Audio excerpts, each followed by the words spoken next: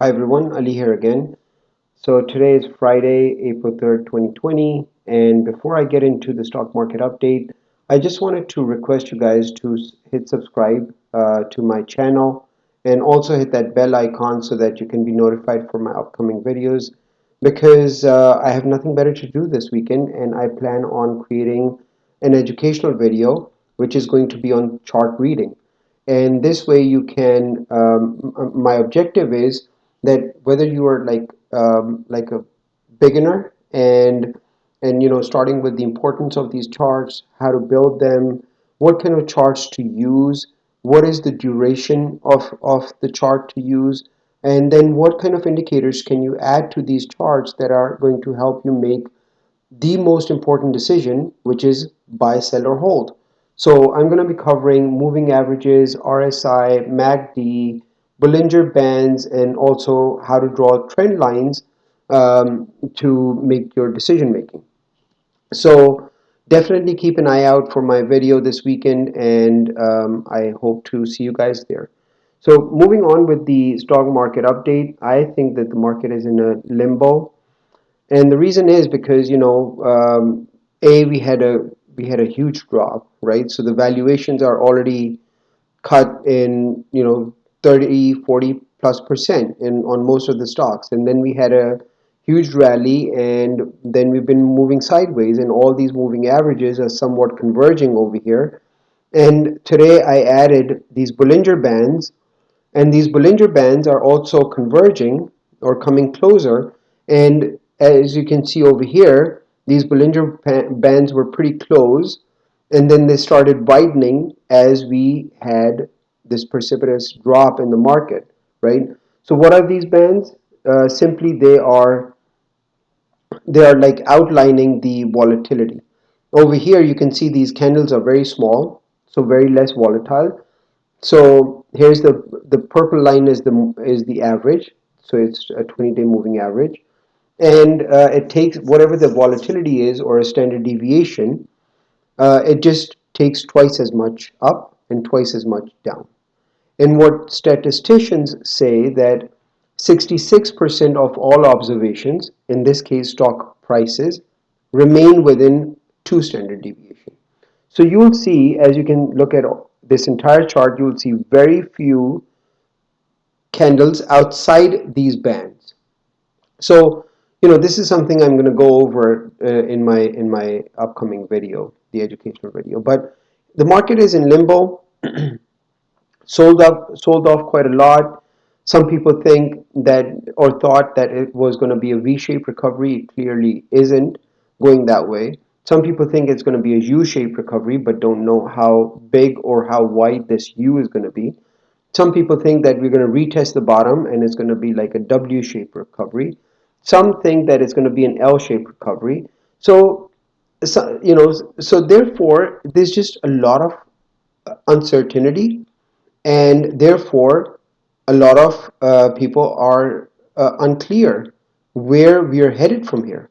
So I think that we're just gonna the volatility is going to go away because whoever was short or whoever was hedging their long portfolio, a lot of big money managers have come out and they've said that they've closed their short positions, right? But a lot of value investors or those people who have that money will probably put in as they have more clarity, um, because I think this is very clear that we've already this virus is already going to induce a recession, but how deep, how long, no one knows. So therefore, I think once we enter into the earnings season, then earnings come out, and the kind of guidance that these companies give or lack thereof is going to determine a direction. And we're probably a couple of weeks away from that, or a week away from that. So Nasdaq, right, closed below found resistance at that 5-day moving average. Closed these 20 and 10 are converging over here. S&P 500, same story, but found resistance at the 5 and the 20-day moving average, and we are still below the 12-year trend line. Um, Volatility As you can see, the market is, going from 10% moves down to 4 or 5% moves down to 3 and 2, and then today was less than 2% move. And therefore, volatility is going to continue to drop. And as I've mentioned in previous videos, always trade volatility, never invest in it. Why? Because if you're betting on volatility, right? It's like saying I'm going to bet on every day being a hurricane, right? Out of 365 days, clearly you're not going to get a hurricane every single day, right? So let's say if that was your bet, and every day when it's a rainy day or a sunny day or a cloudy day, it's not a hurricane. So that your bet is going to start losing money. And only when you get that hurricane is it going to spike up. So therefore, trade it, never invest in it. And I'll cover this more in my charting videos as well. And then finally, jobs, right? This is that wild card, right? If all eyes are on jobs right now, a lot of companies are coming out and they're furloughing their employees, and they're saying, take unpaid time off. This way, you guys can go out and claim unemployment, but your jobs are probably there, 2 months, 3 months from now, and but some, for some it might be permanent damage, right? A lot of businesses that might have been on the brink of shutting down are probably shutting down. So this is for the month of March. I don't see many drops like this. Look at it over here, right? We got this big drop over here, and then it continued. But anyway, um, more to come on this, I guess, in the coming weeks, and we'll see how this job situation pans out, and how much permanent damage it's going to cause versus temporary pain.